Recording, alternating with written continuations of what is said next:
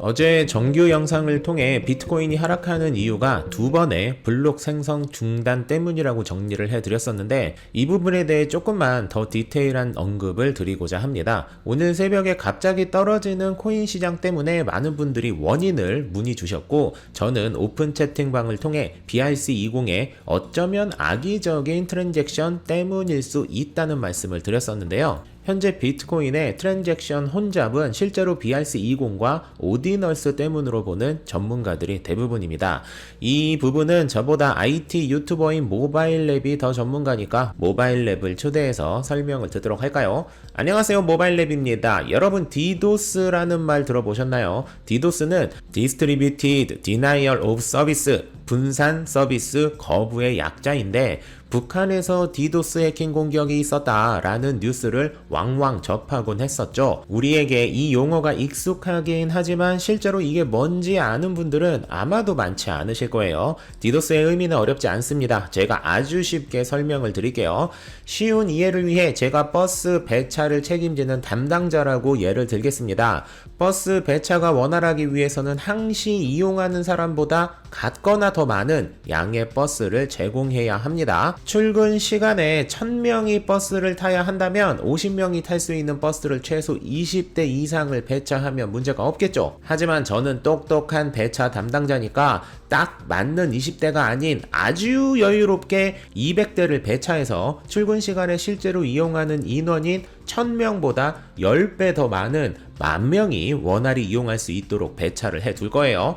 그러면 아무리 예상치 못하는 상황이 발생된다 해도 설마 갑자기 10배 인원이 그 시간에 몰릴 확률은 현실적으로 제로에 가깝겠죠. 그런데 저를 시기 질투하는 경쟁사 버스 담당자가 저를 약올리기 위해 출근 시간에 알바생 2만 명을 풀어버렸다고 가정을 해볼까요? 그렇게 돼버리면 갑자기 평소에 1000명만 이용하면 되던 출근 시간에 2만 1000명의 사람이 몰리게 되고, 그로 인해 버스를 200대나 배치해서 최대 수용 인원을 10,000명까지 처리를 했던 제 버스는 출근 시간 혼잡이 발생될 수밖에 없습니다.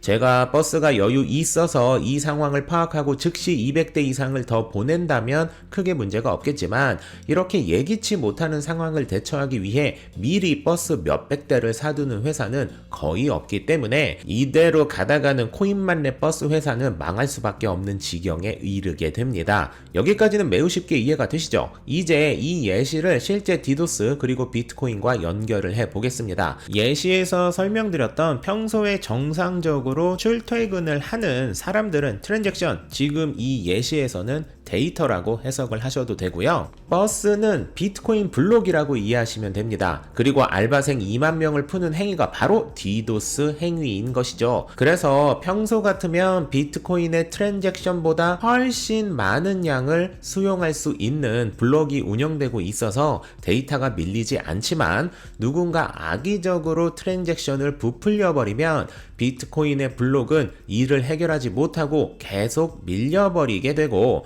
조금 밀리는 수준이라면 속도가 느리다 정도로 불편한 수준이겠지만, 트랜잭션이 너무 많이 밀리게 되면 비용은 고사하고라도 데이터 로스가 발생될 수도 있기 때문에 디도스 공격을 통해 해당 네트워크를 완전 무력화시키는 상황이 발생될 수도 있습니다. 지금 보시는 데이터는 2023년 5월 9일 오전 11시 13분의 비트코인 트랜잭션 데이터인데, 보시는 것처럼 44만여 개 정도의 트랜잭션이 처리되지 못하고 묶여있는 상황입니다. 이로 인해 당연히 해시레이트 역시 올해 가장 최고치를 찍고 지금은 아주 살짝 내려온 상태지만 여전히 비트코인은 해롱해롱하고 있다라고 보시면 될 것 같습니다. 제가 영상 초반에 이 사태를 야기시킨 것이 BRC20과 오디너스 때문이라고 말씀드렸는데요.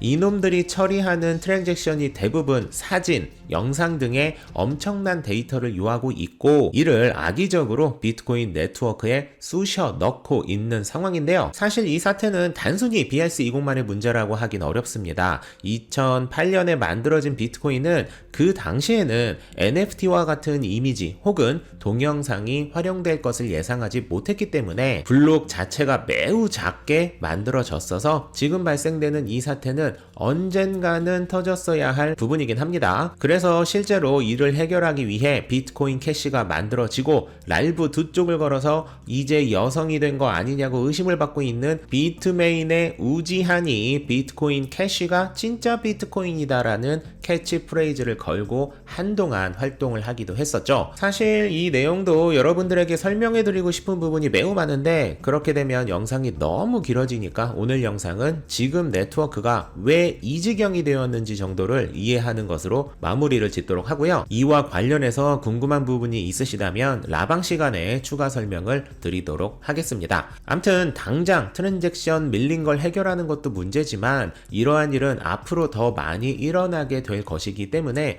근본적인 해결책 또한 시급하게 처리돼야 하기도 합니다. 사실 문제가 되는 이 트랜잭션을 차단시켜버리면 아주 쉽게 해결이 되지만 만약 비트코인이 정말 그렇게 처리한다면 비트코인은 탈중앙화된 코인이다 라는 주장을 더 이상 할 수 없게 되기 때문에 얻는 것보다 잃는 게 더 많은 비트코인 입장에서는 이러지도 저러지도 못하는 쇼당의 상황이라 할 수 있는데요. 지금 이 지경의 상황에서 SEC의 소송이 걸려서 엄청난 피해를 보고 있는 비트렉스가 챕터 11 파산 신청을 했다는 기사까지 나와서 비트코인의 하락폭을 더 크게 만들고 있는 상황입니다. 챕터 11은 FTX가 파산했었던 것과 같은 단계인 파산 관련 가장 강도 높은 파산보 신청이라 비트렉스가 사라지게 될 확률이 매우 높아진 상황이네요. 비트렉스는 자산 5억 달러, 부채 10억 달러로 규정하고 채권자는 10만 명 이상이라고 보고했는데 솔직히 저 개인적인 생각으로는 악재가 터졌을 때 차라리 같이 또 터지는 것이 나중에 하나하나 따로 터지는 것보다는